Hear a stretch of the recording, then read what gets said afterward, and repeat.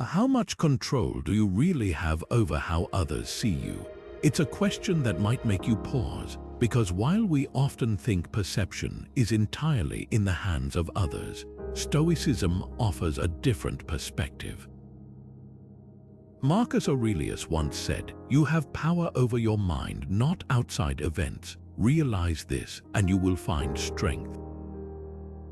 What if that power extended to how others perceive you? What if, through small, intentional shifts rooted in Stoic principles, you could subtly influence the way people see and interact with you?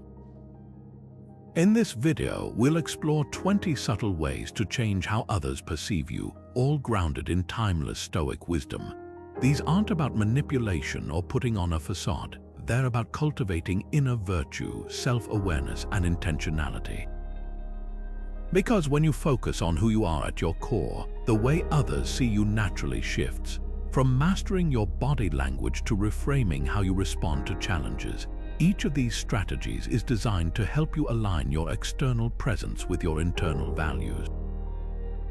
So, if you've ever felt misunderstood or underestimated, or if you simply want to project the best version of yourself, this is your guide. Let's dive into the practical, Stoic-inspired tools that can transform not just how others see you, but how you see yourself.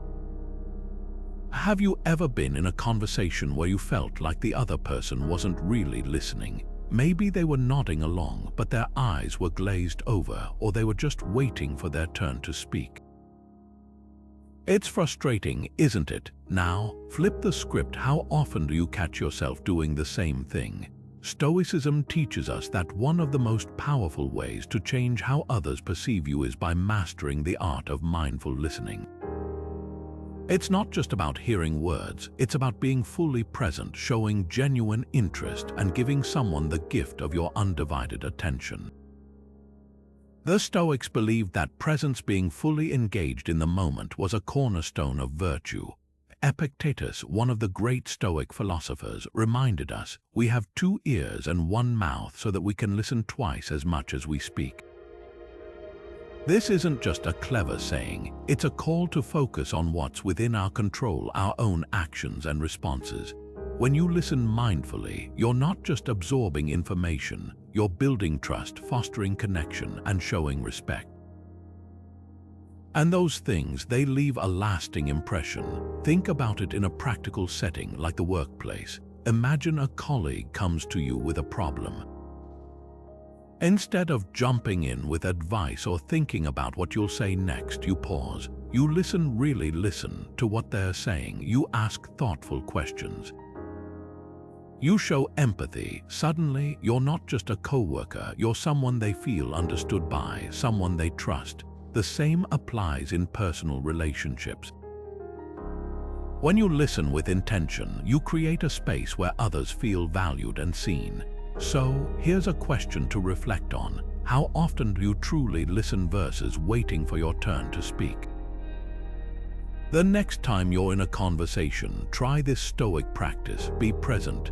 Listen not just to respond, but to understand. You might be surprised at how much it changes not just how others see you, but how you see yourself.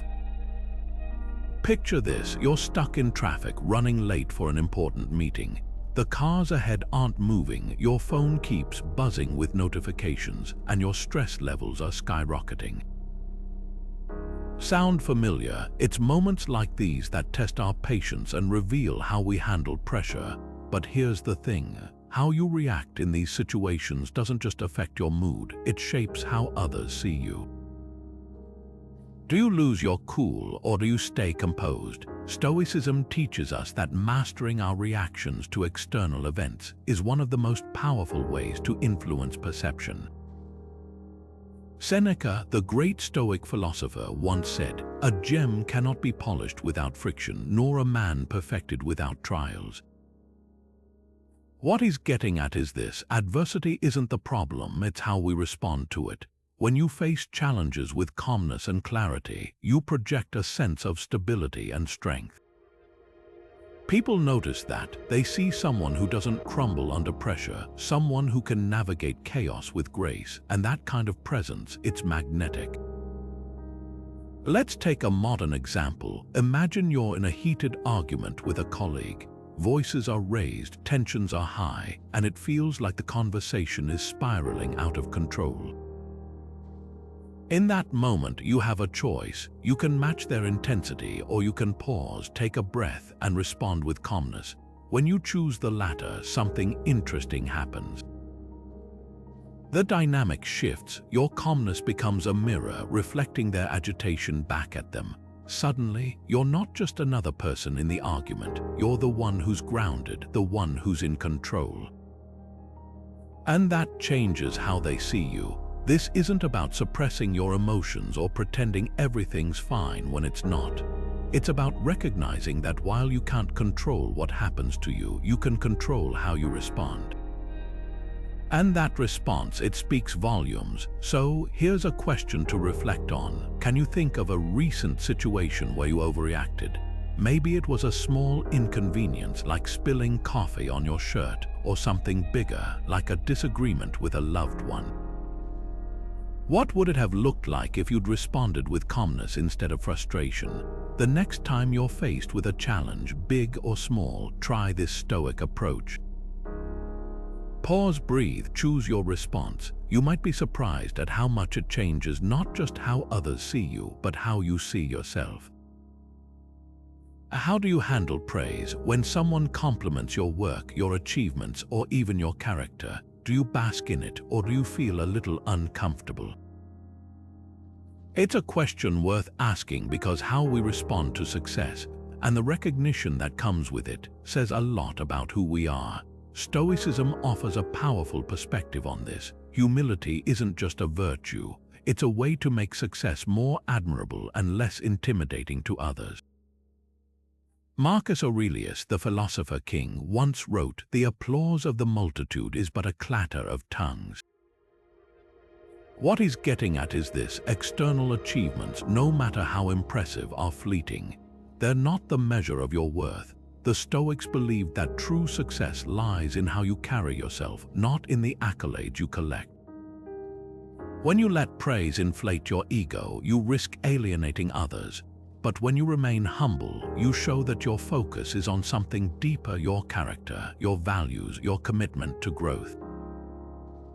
Think about it this way. Imagine you've just landed a big promotion at work. Your colleagues are congratulating you, and it feels good, really good. But instead of letting that success go to your head, you take a moment to reflect. You remember the people who supported you along the way. You acknowledge that while your hard work played a role, so did timing, opportunity, and even a bit of luck. And when someone compliments you, you respond with gratitude, not arrogance. That kind of humility, it's magnetic. It makes your success something others can celebrate with you, rather than something they resent. History gives us plenty of examples of leaders who embodied this principle. Take George Washington, for instance. After leading the American Revolution to victory, he could have easily seized power and become a king. But instead, he chose to step down, to return to his farm, and to serve as a humble public servant. His humility didn't diminish his achievements, it made them even more remarkable. People didn't just admire him for what he did, they respected him for who he was. So, here's a question to reflect on. How do you respond to compliments or recognition? Do you let them define you, or do you see them as fleeting moments in a larger journey? The next time someone praises you, try this Stoic approach. Acknowledge it with gratitude, but don't let it inflate your ego. Remember that true success isn't about what others think of you. It's about who you are when no one's watching. And that kind of humility, it changes not just how others see you, but how you see yourself. Have you ever been in a tense situation where words only seem to make things worse? Maybe it was an argument with a friend, a heated discussion at work, or even a moment of frustration with a loved one. Now imagine this. Instead of firing back with a sharp retort or trying to defend yourself, you simply stayed silent, not out of fear or uncertainty, but out of choice. What happens in that moment? The tension softens, the energy shifts, and suddenly silence becomes your most powerful tool. The Stoics understood this deeply. They saw silence not as a weakness but as a form of strength, a way to exercise self-discipline and project confidence. Epictetus, one of Stoicism's most influential teachers, put it this way: "We have 2 ears and 1 mouth so that we can listen twice as much as we speak." But he wasn't just talking about listening, he was talking about the power of restraint. When you choose silence, you're not avoiding the conversation. You're controlling it. You're showing that you don't need to fill the air with noise to prove your point. Think about it in a practical setting. Imagine you're in a meeting and a colleague criticizes your idea in front of everyone. Your first instinct might be to defend yourself, to explain why they're wrong. But what if instead you paused? What if you let their words hang in the air for a moment and then calmly continued with your point? That silence, that deliberate pause, does something remarkable. It shows that you're not rattled. It demonstrates that you're thoughtful, composed, and in control. And that kind of presence, it commands respect. Silence can also be a bridge in personal relationships. Picture this: you're having a disagreement with a partner, and the conversation is spiraling into blame and frustration.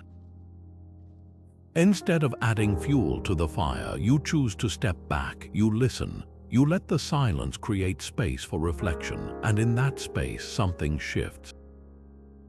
The anger dissipates, the defensiveness fades, and suddenly you're not adversaries anymore, you're 2 people trying to understand each other. So, here's a question to reflect on. How often do you use silence as a tool in your conversations? The next time you find yourself in a tense moment, try this Stoic practice. Resist the urge to fill the silence. Let it work for you. Notice how it changes the dynamic, how it gives you clarity, and how it influences the way others see you. Because sometimes the most powerful thing you can say is nothing at all. Do your actions align with your words? It's a simple question, but one that cuts to the heart of how others perceive you. Think about it. How often do you say one thing and do another? Maybe you promise to meet a deadline but end up rushing at the last minute.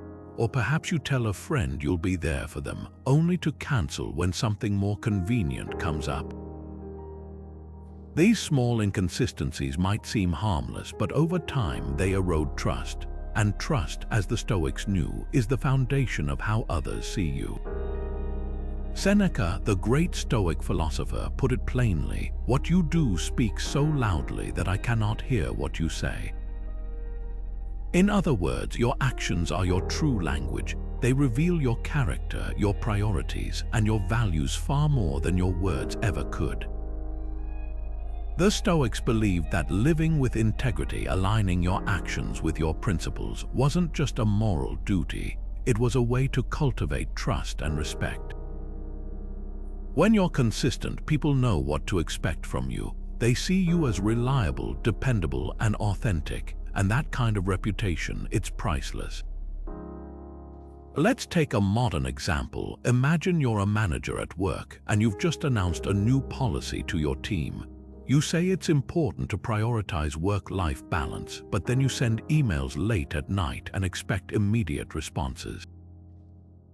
What message does that send? Your team might nod and agree in the moment, but over time they'll start to see the disconnect. They'll lose trust in your leadership because your actions don't match your words. Now flip the script. What if instead you modeled the behavior you preached? What if you set boundaries, respected your team's time, and showed through your actions that you truly value balance?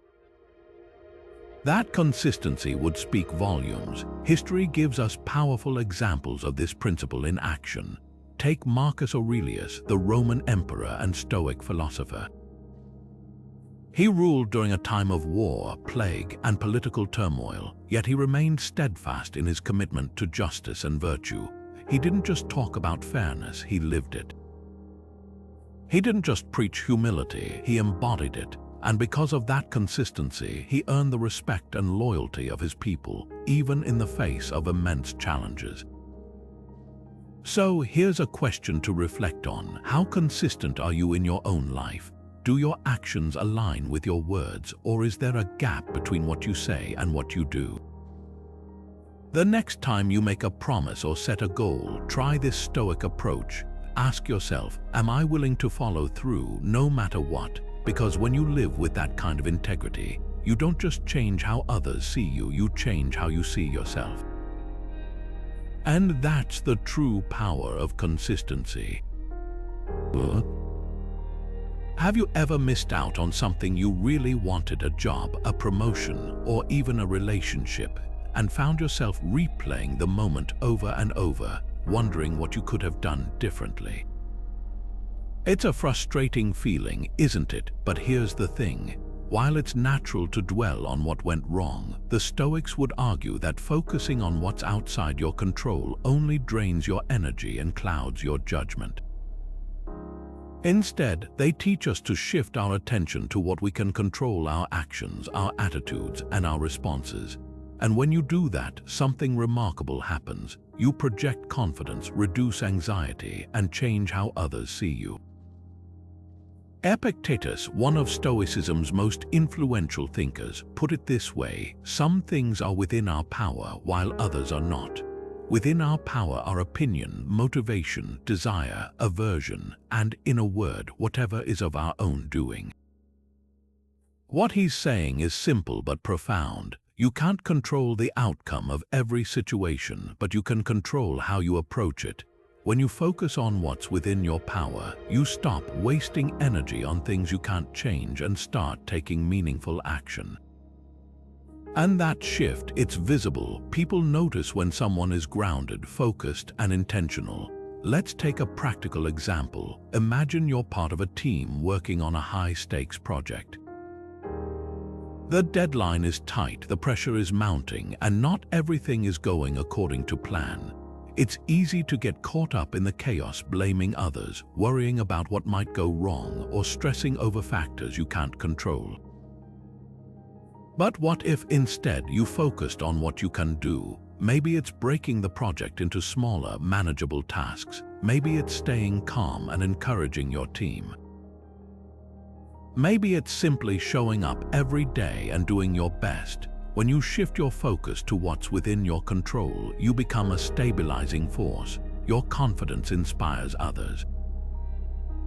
Your clarity cuts through the noise, and suddenly you're not just another team member, you're a leader.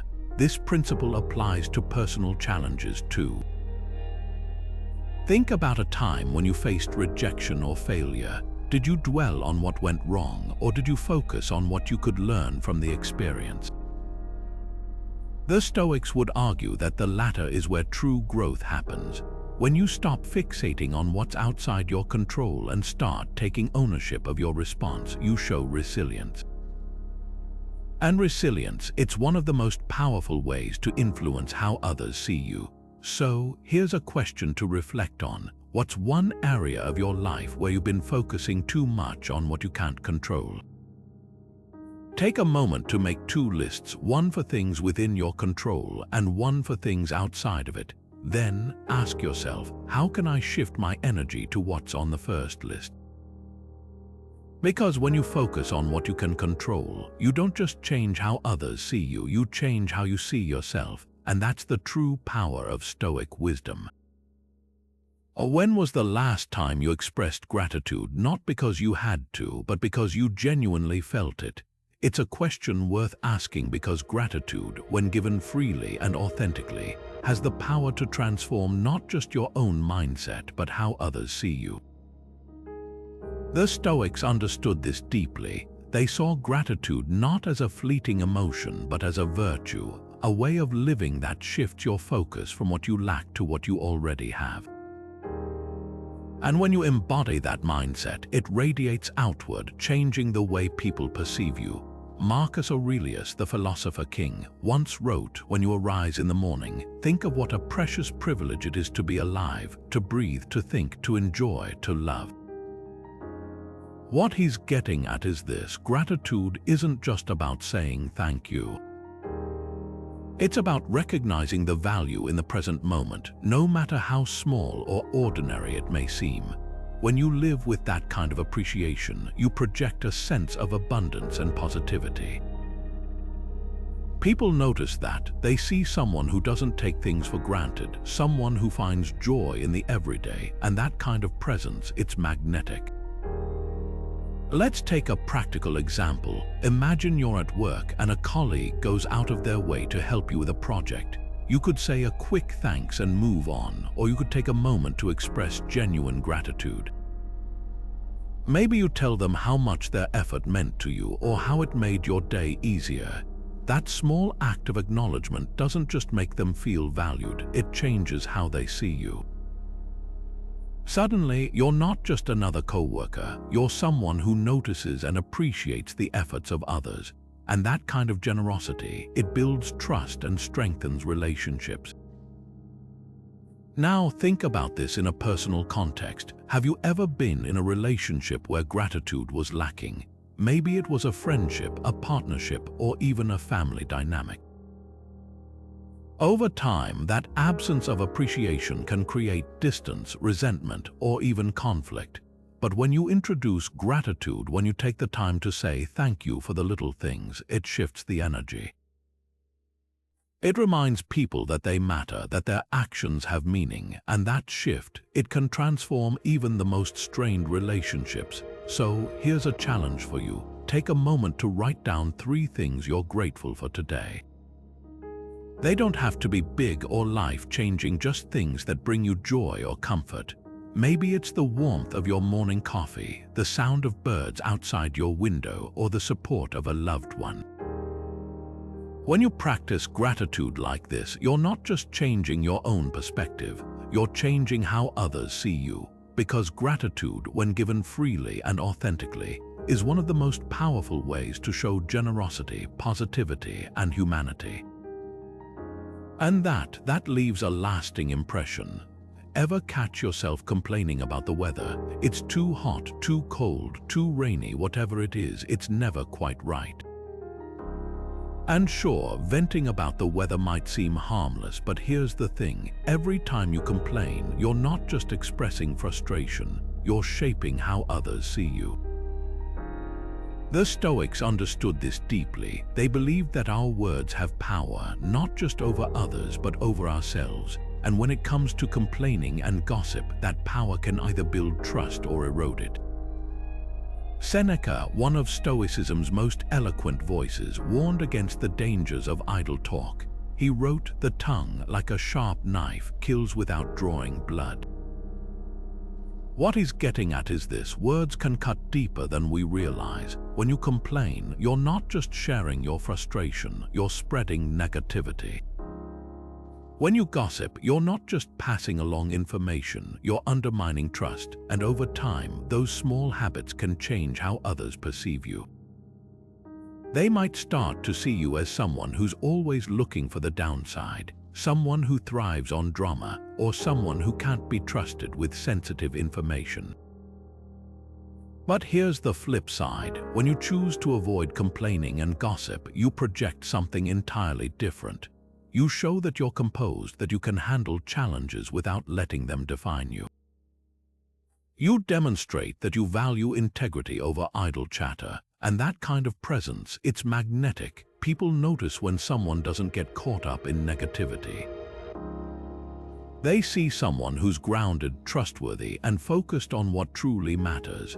Let's take a practical example. Imagine you're at work and a colleague starts venting about a difficult client. It's tempting to join in, to share your own frustrations, or even to add a little gossip about how the client is always so demanding. But what if instead you chose to stay neutral? What if you listened, acknowledged their feelings, and then shifted the conversation to solutions? That small choice, to avoid complaining and gossip, does something powerful. It shows that you're not just part of the problem, you're focused on finding a way forward, and that kind of mindset, it earns respect. Now, think about this in a personal context. Have you ever been part of a group where gossip was the norm? Maybe it was among friends, family, or even neighbors. Over time, that kind of talk can create tension, mistrust, and even conflict. But when you choose to step back, when you refuse to participate in gossip, you create a different dynamic. You become someone others can trust, someone who doesn't add fuel to the fire. And that shift, it can transform relationships. So here's a question to reflect on. How often do you catch yourself complaining or gossiping? The next time you're tempted to vent or share a juicy piece of gossip, try this Stoic approach. Pause, ask yourself, is this necessary? Is it helpful? Is it kind? Because when you choose your words with intention, you don't just change how others see you, you change how you see yourself. And that's the true power of Stoic discipline in speech. Imagine this, you're in the middle of a high-stakes meeting at work. The project you've been working on for months is falling apart. Deadlines are slipping, tempers are flaring, and everyone's looking to you for answers. The pressure is intense, and the room feels like it's about to explode. What do? Do you panic, letting the chaos overwhelm you? Or do you take a deep breath, steady yourself, and respond with calm clarity? How you handle moments like these doesn't just affect the outcome, it shapes how others see you. And according to the Stoics, calmness in chaos isn't just a skill, it's a superpower. Marcus Aurelius, the philosopher king, once wrote, "You have power over your mind, not outside events." Realize this and you will find strength. What he's getting at is this: while you can't control the chaos around you, you can control how you respond to it. When you project calmness in the face of turmoil, you show others that you're not just reacting, you're leading. You become a stabilizing force, someone who can navigate uncertainty with grace and confidence. And that kind of presence, it's unforgettable. Let's take a modern example. Picture a crisis at work. Maybe a major client has pulled out or a critical system has crashed. The office is in chaos, people are scrambling, voices are raised, and stress levels are through the roof. Now imagine you're the one who steps in. Instead of adding to the noise, you take a moment to assess the situation. You speak calmly, offering clear, actionable steps. You reassure your team, reminding them that setbacks are temporary and that you'll find a way forward. In that moment, you're not just managing the crisis, you're inspiring confidence. Your calmness becomes contagious, and suddenly the chaos feels a little more manageable. This principle applies outside of work too. Think about a time when you were in a tense situation. Maybe it was a family argument, a traffic jam, or even a personal setback. How did you respond? Did you let the stress take over, or did you find a way to stay grounded? The Stoics would argue that calmness isn't about suppressing your emotions, it's about choosing how to express them. When you respond to challenges with composure, you show others that you're someone they can rely on, no matter what. So, here's a question to reflect on. Can you think of a time when staying calm made a difference, either for you or for someone else? Maybe it was during a crisis at work, a difficult conversation, or even a moment of personal struggle. The next time you find yourself in a high-pressure situation, try this Stoic approach. Pause, breathe, choose calmness, because when you project tranquility in the face of chaos, you don't just change how others see you, you change how you see yourself. And that's the true power of Stoic calm. Why do we help others? Is it because we expect something in return? A thank you, a favor, or maybe even just the satisfaction of being seen as generous? It's a question worth asking because, deep down, most of us have felt that tug of recognition, that desire for our good deeds to be noticed. But what if I told you that the most powerful form of generosity is the kind that no one sees? The Stoics believed that true virtue lies in giving without expectation, in helping others not for praise or reward, but because it's the right thing to do. And when you embrace that mindset, something remarkable happens. You change how others see you, not because you're seeking their approval, but because your actions speak louder than words. Seneca, one of Stoicism's most profound thinkers, put it this way: wherever there is a human being, there is an opportunity for kindness. What he's getting at is simple yet profound. Generosity isn't about grand gestures or public displays. It's about the quiet, everyday acts of kindness that go unnoticed. When you give without seeking recognition, you show that your motivation isn't ego or reward, it's compassion. And that kind of selflessness, it leaves a lasting impression. People notice when someone helps without fanfare, when they give without expecting anything in return. It's a rare quality, and it speaks volumes about your character.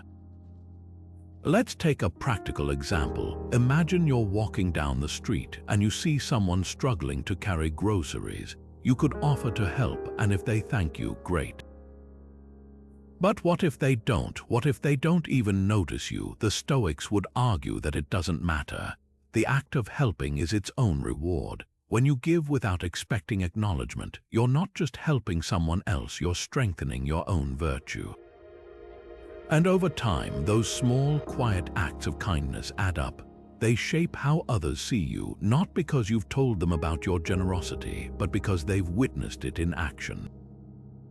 History gives us powerful examples of this principle. Take Andrew Carnegie, the industrialist and philanthropist. He donated millions to build libraries, schools, and cultural institutions, often anonymously.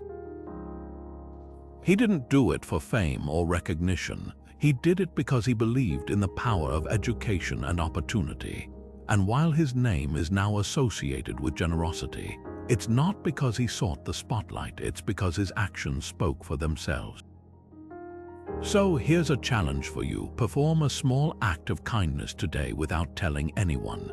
It could be as simple as leaving a kind note for a coworker, paying for a stranger's coffee, or helping a neighbor with their groceries.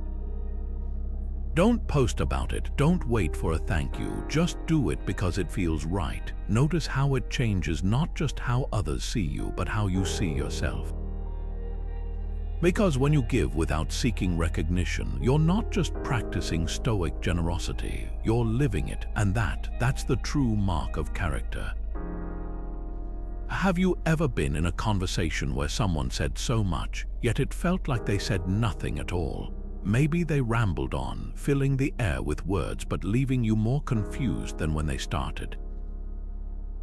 Now think about the opposite, a moment when someone spoke just a few words, but those words carried weight. They were clear, intentional, and impossible to ignore. That's the power of brevity, and according to the Stoics, it's not just a skill. It's a way to make your words more impactful, more respected, and more memorable. Epictetus, one of Stoicism's most practical teachers, put it this way: first learn the meaning of what you say and then speak. What he's getting at is this: words are tools, and like any tool, they're most effective when used with precision. When you speak less but say more, you show that you've thought deeply about what you're saying. You demonstrate that your words aren't just noise, they're meaningful. And that kind of intentionality, it commands attention. Let's take a modern example. Imagine you're in a leadership role and your team is facing a tough decision. You could spend an hour explaining every detail, every possible outcome, and every angle of the problem. Or you could distill your thoughts into a few key points, clear, concise, and actionable. Which approach do you think would resonate more? When you speak with brevity, you cut through the clutter. You give your team clarity and focus, and in doing so, you show that you respect their time and intelligence. This principle applies beyond the workplace too. Think about a time when you were in a heated argument. Did more words help, or did they just add fuel to the fire? The Stoics believed that in moments of tension, fewer words often carry more weight. When you respond with calm, measured brevity, you show that you're in control. You demonstrate that you're not just reacting, you're thinking, and that kind of presence. It's transformative, so here's a challenge for you. The next time you're in a conversation, try this Stoic practice. Before you speak, pause, ask yourself, what's the most important thing I need to say? How can I say it in the fewest words possible? You might be surprised at how much more impactful your words become. Because when you speak less but say more, you don't just change how others see you, you change how you see yourself. And that's the true power of Stoic brevity. Have you ever forgotten something important like a deadline, a birthday, or even a promise you made to someone? It happens to all of us, but here's the thing: how you handle that mistake can say more about you than the mistake itself. Do you try to cover it up, make excuses, or shift the blame? Or do you own it, apologize, and take steps to make it right? The Stoics believed that admitting your mistakes isn't just about accountability. It's about humility, growth, and building trust. And when you do it gracefully, you change how others see you. Marcus Aurelius, the philosopher king, once wrote, "The impediment to action advances action. What stands in the way becomes the way." What he's getting at is this: mistakes aren't failures, they're opportunities. They're chances to learn, to grow, and to show others that you're someone who values integrity over ego. When you admit your mistakes, you're not just owning up to an error, you're demonstrating self-awareness and a commitment to improvement, and that kind of honesty. It's rare, it's powerful, and it leaves a lasting impression. Let's take a practical example. Imagine you're at work and you realize you've missed a crucial deadline. Your first instinct might be to panic, to come up with excuses, or even to blame someone else. But what if instead you took a deep breath and went to your boss with the truth? What if you said, "I made a mistake, I missed the deadline, and I'm sorry. Here's how I'll make sure it doesn't happen again"?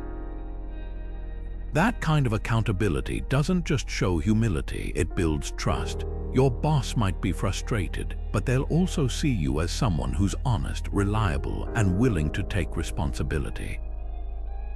Now think about this in a personal context. Have you ever been in a situation where a small mistake like forgetting an anniversary or saying something hurtful created tension in a relationship? It's easy to let pride get in the way, to downplay the mistake or avoid the conversation altogether. But when you admit your error and apologize sincerely, something shifts. The tension eases, the relationship deepens, and suddenly you're not just someone who made a mistake, you're someone who values the relationship enough to own up to it. So here's a question to reflect on. Can you think of a recent mistake you made? Maybe it was at work, at home, or even with a friend. How did you handle it? Did you own it, or did you let pride get in the way? The next time you find yourself in that situation, try this Stoic approach. Admit your mistake, apologize sincerely, and take steps to make it right, because when you handle mistakes with grace, you don't just change how others see you, you change how you see yourself. And that's the true power of Stoic accountability. Do you feel the need to justify your actions, to explain yourself, your choices, or even your opinions as if you're constantly on trial? It's a common habit, especially in a world that often demands we prove our worth. But here's the thing: every time you over-explain, you're not just sharing information, you're signaling doubt. You're telling others, and maybe even yourself, that you're not sure you're enough. The Stoics, however, offer a different approach.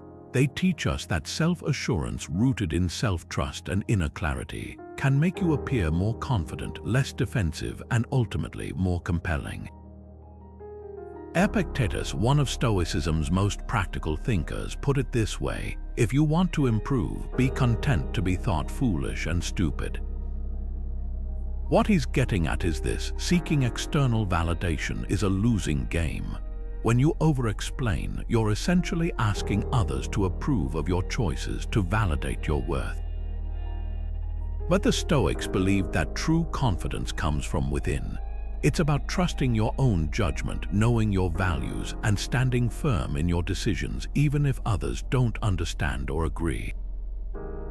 Let's take a modern example. Imagine you're in a debate or a meeting and someone challenges your idea. your first instinct might be to defend yourself, to explain every detail, to justify your reasoning. But what if instead you paused? What if you responded with calm clarity, sticking to your point without feeling the need to over-explain? That kind of restraint doesn't just show confidence, it commands respect.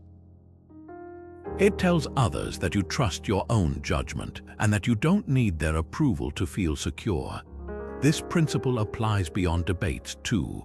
Think about a time when you felt the need to over-explain a personal decision. Maybe it was about your career, your relationships, or even your lifestyle.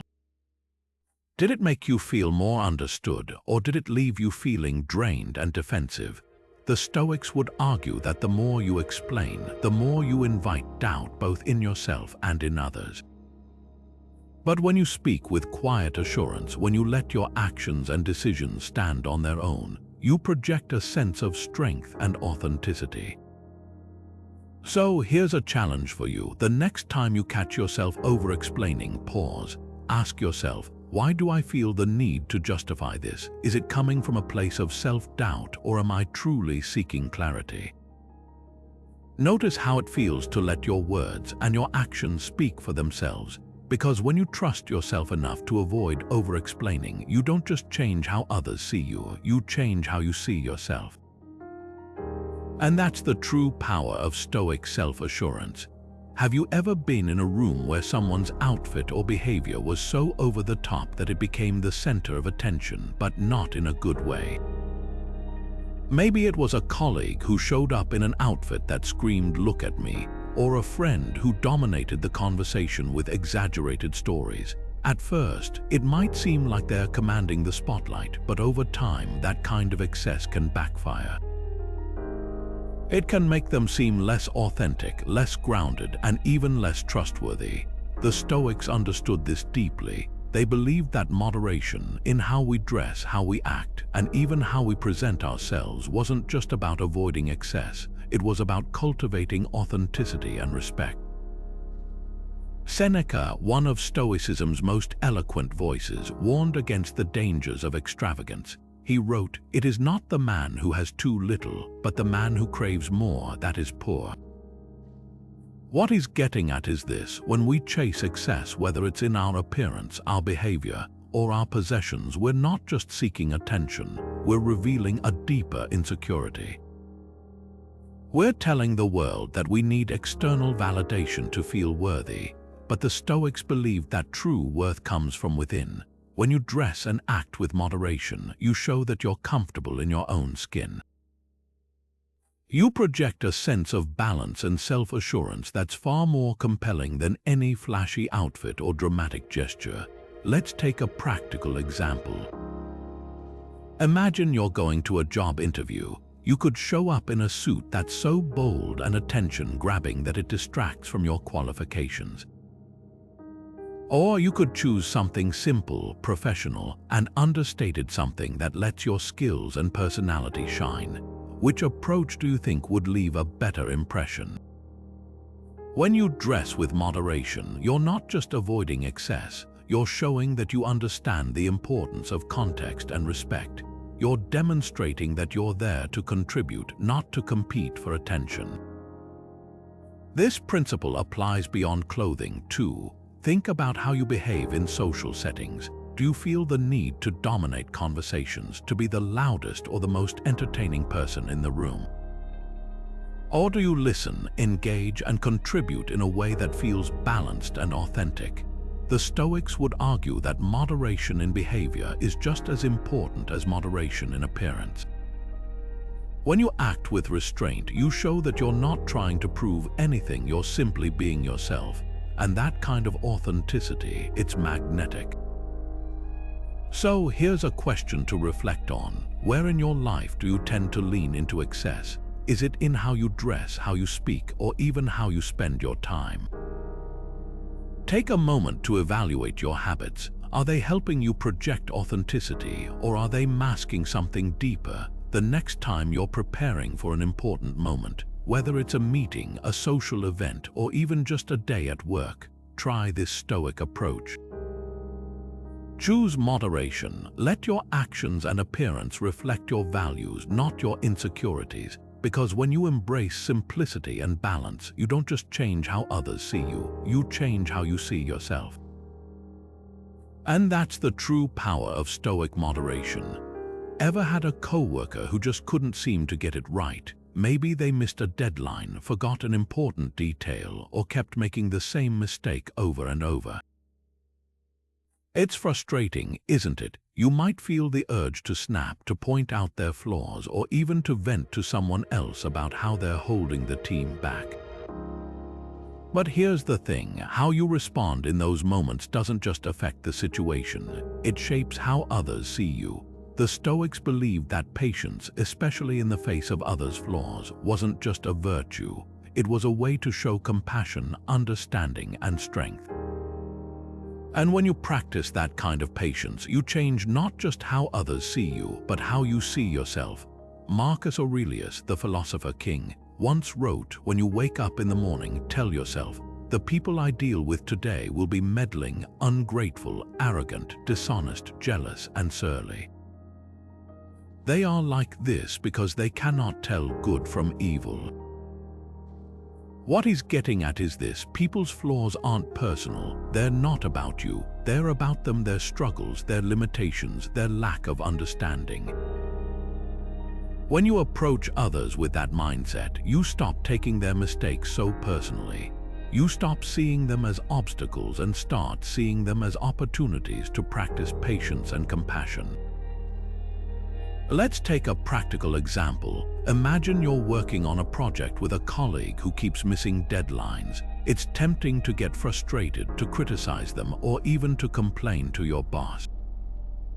But what if instead you took a step back? What if you asked yourself, why are they struggling? Is it a lack of skill, a personal issue, or just a bad habit? When you approach the situation with curiosity instead of judgment, you create space for understanding. Maybe you offer to help them prioritize tasks, or you suggest a system to keep them on track. That kind of patience doesn't just solve the problem, it builds trust. Your colleague sees you as someone who's supportive, not critical, and that shift, it changes the dynamic. This principle applies to personal relationships too.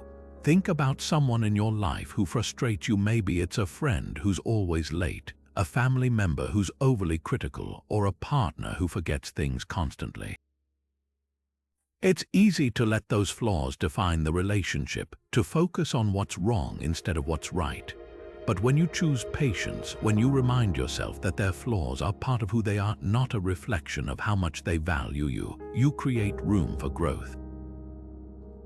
You show them that you're willing to accept them as they are, flaws and all. And that kind of acceptance, it's transformative. So, here's a question to reflect on. Who in your life do you struggle to be patient with?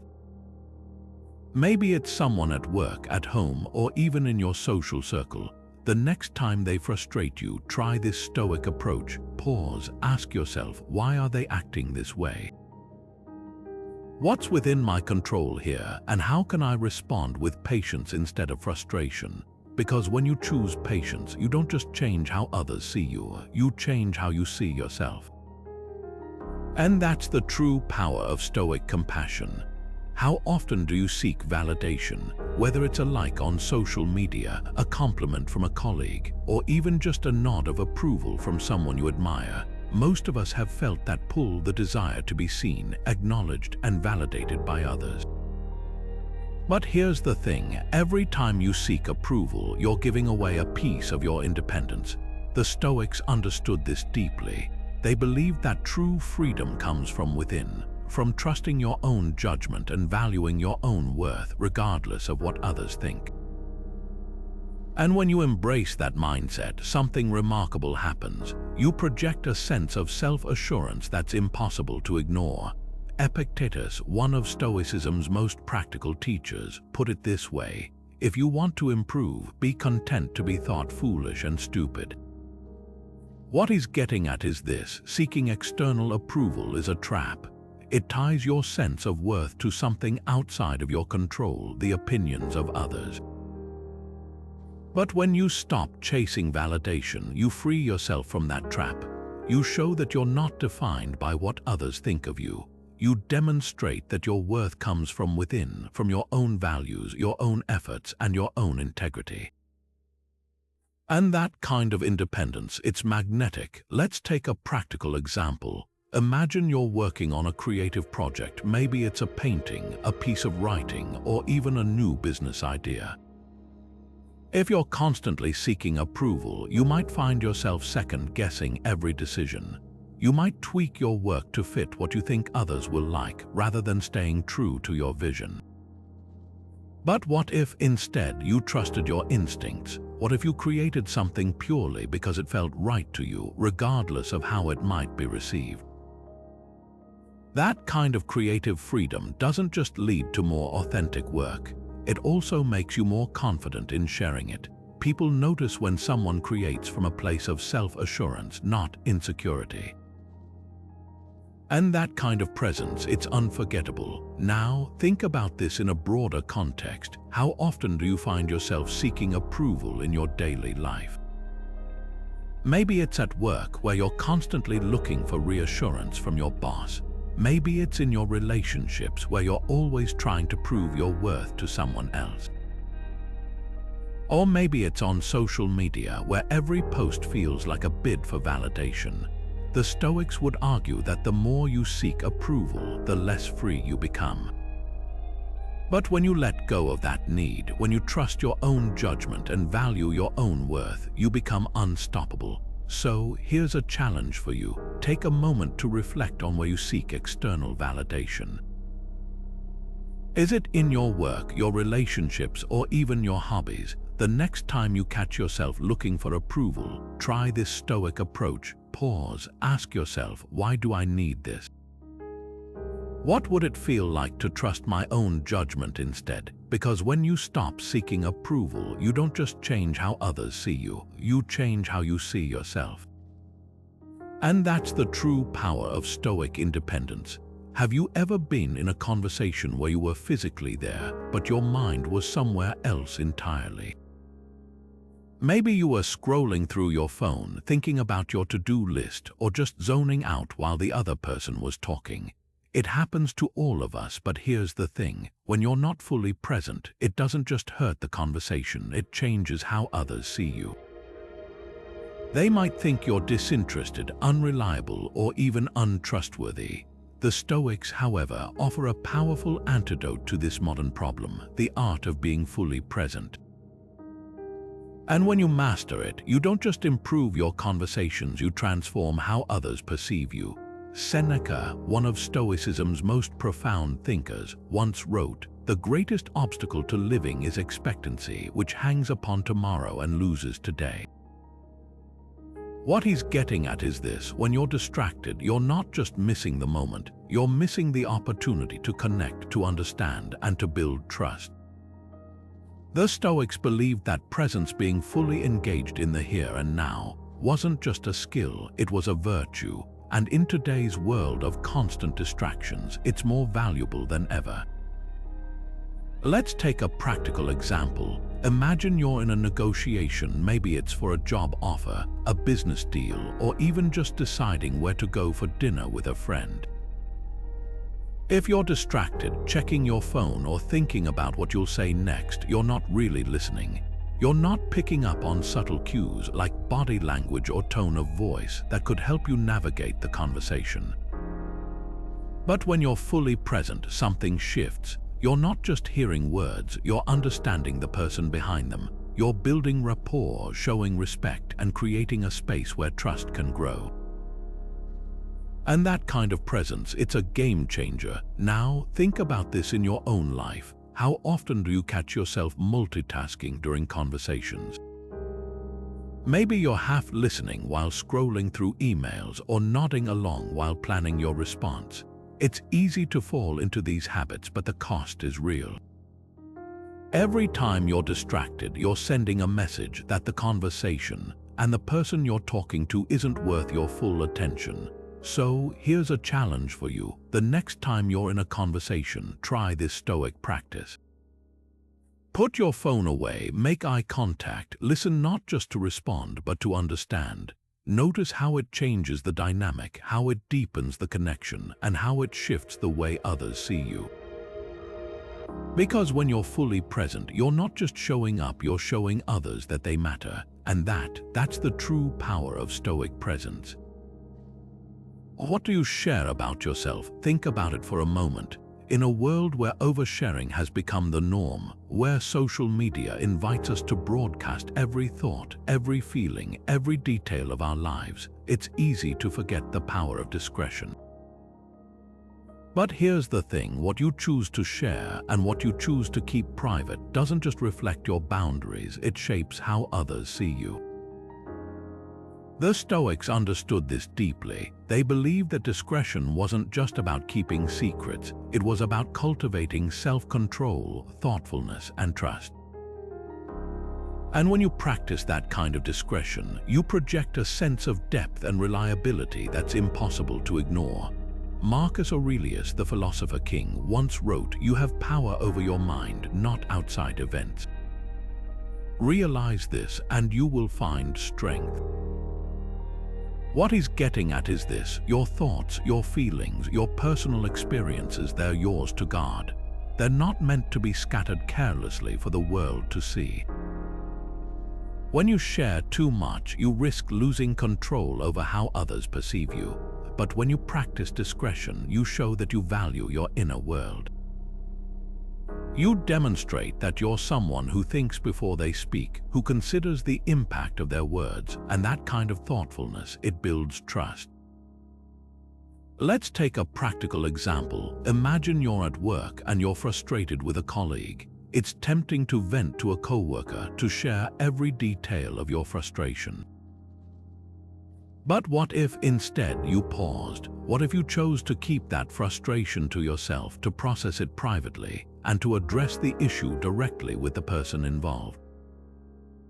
That kind of discretion doesn't just protect your professional relationships, it shows that you're someone who can handle conflict with maturity and respect. People notice when someone doesn't gossip or overshare. They see you as someone who's trustworthy, someone who can be relied upon to handle sensitive information with care. Now think about this in a personal context. How often do you share personal details with friends, family, or even strangers? Maybe it's about your relationships, your finances, or your struggles. While it's important to be open and authentic, the Stoics would argue that not everything needs to be shared. When you practice discretion, you create a sense of mystery and depth. You show that you're someone who values privacy, who understands that some things are meant to be kept close, and that kind of presence, it's magnetic. So here's a question to reflect on. What do you share about yourself and why? Take a moment to consider the last time you shared something personal.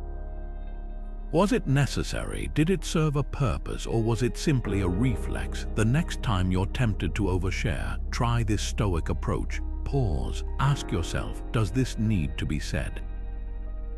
Does it add value, or is it just noise? Because when you practice discretion, you don't just change how others see you, you change how you see yourself.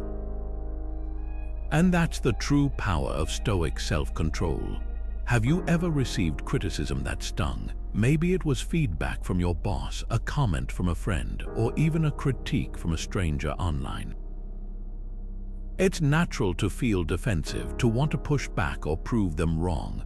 But here's the thing, how you respond to criticism doesn't just affect the moment, it shapes how others see you. The Stoics believed that resilience in the face of criticism wasn't just about staying calm. It was about showing that your self-worth isn't tied to others' opinions. And when you handle criticism with grace, you project a sense of composure and open-mindedness that's impossible to ignore. Epictetus, one of Stoicism's most practical teachers, put it this way: if anyone tells you that a certain person speaks ill of you, do not make excuses about what is said, but answer, "He was ignorant of my other faults, else he would not have mentioned these alone."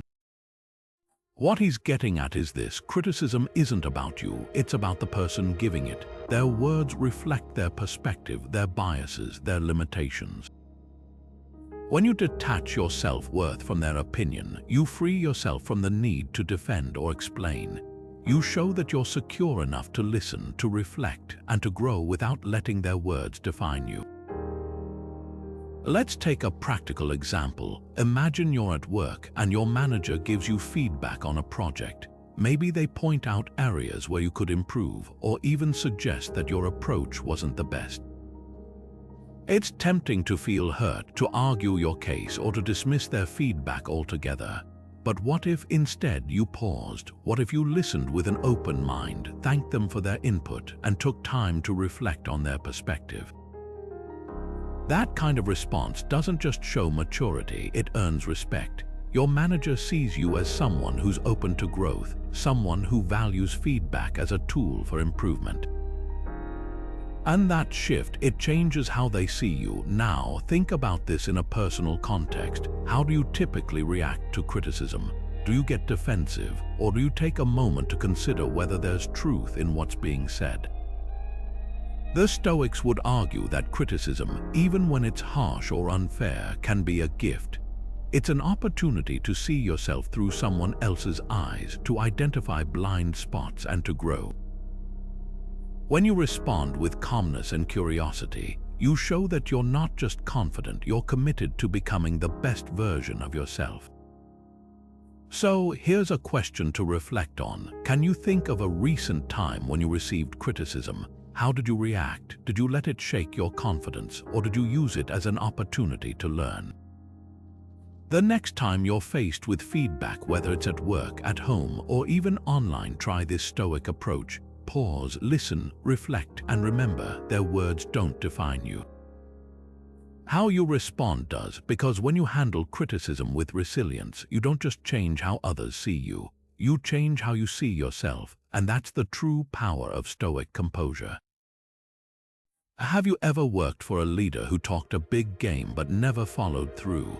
Maybe they promised change, set ambitious goals, or preached about teamwork, but when it came time to act, they fell short. Now think about the opposite, a leader who didn't need to say much because their actions said it all. Someone who showed up, did the work, and led by example. Which one would you trust more? Which one would inspire you to do your best? The Stoics believed that true leadership isn't about words, it's about actions. And when you lead by example, you don't just earn respect, you inspire others to follow. Marcus Aurelius, the philosopher king, once wrote, "Waste no more time arguing what a good man should be. Be one." What he's getting at is this: leadership isn't about convincing others of your worth or your vision. It's about embodying the virtues you want to see in the world. When you act with integrity, courage, and humility, you show others what's possible. You become a living example of the values you stand for, and that kind of leadership. It's magnetic. Let's take a practical example. Imagine you're part of a team working on a challenging project. The deadline is tight, the pressure is mounting, and morale is low. Your leader could give a rousing speech about perseverance and teamwork, or they could roll up their sleeves, dive into the work, and show everyone what it looks like to stay focused and committed. Which approach do you think would have a bigger impact? When a leader leads by example, they don't just talk about values, they live them, and that kind of authenticity. It inspires trust, loyalty, and effort. History gives us powerful examples of this principle. Take George Washington, the first president of the United States. During the Revolutionary War, he didn't just command his troops from a distance, he fought alongside them, endured the same hardships, and shared their risks. His actions showed his soldiers that he was willing to do whatever it took to achieve their shared goal, and because of that, they were willing to follow him anywhere. So here's a question to reflect on. How do your actions align with your values? Are you leading by example, or are you relying on words to do the work for you? The next time you're in a position to lead, whether it's at work, at home, or in your community, try this Stoic approach. Don't just tell people what to do. Show them, be the example you want to see, because when you lead by action, not words, you don't just change how others see you, you change how you see yourself. And that's the true power of Stoic leadership. Let's take a step back and reflect on what we've explored together. These 20 subtle ways to change how others perceive you, rooted in timeless Stoic principles, aren't just about appearances or fleeting impressions. They're about cultivating inner virtue, self-awareness, and intentionality. From mastering the art of mindful listening to leading by example, from embracing humility to practicing patience, each of these strategies is a thread in the fabric of your character. And when you weave them together, they create a tapestry that others can't help but notice. The Stoics believed that true change starts within. It's not about manipulating how others see you, it's about aligning your external presence with your internal values. When you focus on who you are at your core, when you act with integrity, compassion, and self-discipline, the way others perceive you naturally shifts. You become someone who radiates confidence, trustworthiness, and authenticity, and that kind of presence, it's unforgettable. As Seneca once wrote, it is not because things are difficult that we do not dare, it is because we do not dare that they are difficult. What he's getting at is this: the power to change how others see you and how you see yourself is already within you. It's not about waiting for the perfect moment or seeking external validation. It's about daring to live with intention, to embody the virtues you value, and to let your actions speak louder than words. So, here's a question to leave you with. Which of these principles will you start practicing today? Will it be the quiet strength of silence, the grounding power of gratitude, or the transformative impact of leading by example? Whatever you choose, remember that change doesn't happen overnight. It's a journey, one small step at a time, and every step you take brings you closer to becoming the person you aspire to be. If this video resonated with you, I'd love to hear your thoughts. Which of these Stoic principles spoke to you the most? Share your reflections in the comments below. Let's keep the conversation going. And if you found value in these insights, consider subscribing for more Stoic wisdom to help you navigate life's challenges with clarity and purpose. Until next time, remember, the way others see you begins with how you see yourself. So dare to live with intention and let your character shine.